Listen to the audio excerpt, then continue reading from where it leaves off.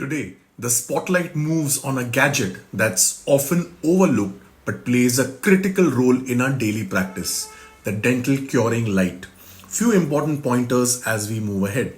Not all lights are the same. They come with different specifications and capabilities.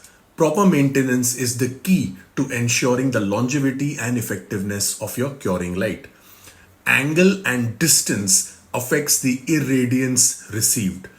During bulk filling or curing, it's crucial to prioritize the health of your curing light to achieve optimum results. Now, let's talk about safety. Did you know that the maximum blue light health hazard occurs within the 420 to 460 nanometer wavelength range? Yes, the visible light spectrum.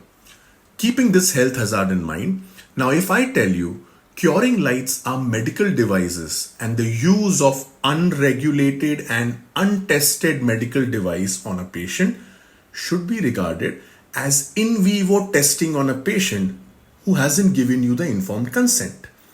Will you still go and choose a cheaper yet untested, unheard XYZ brand of curing light devices from manufacturers and suppliers who give throwaway discounts just so that you buy this? For all those who believe in looking away from what's happening, while supposedly curing the resin, remember this. Even the best curing light, if used improperly, will not cure the resin.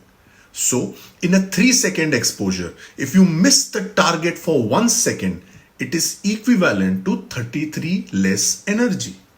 On the brighter side, proper light curing techniques can double your bond strengths, leading to better outcomes for your patients. So, always wear eye protection, stabilize the tip, and closely monitor the curing process to ensure optimum results. Stay tuned for part 2. Don't forget to share it. Don't forget to save it. Take care.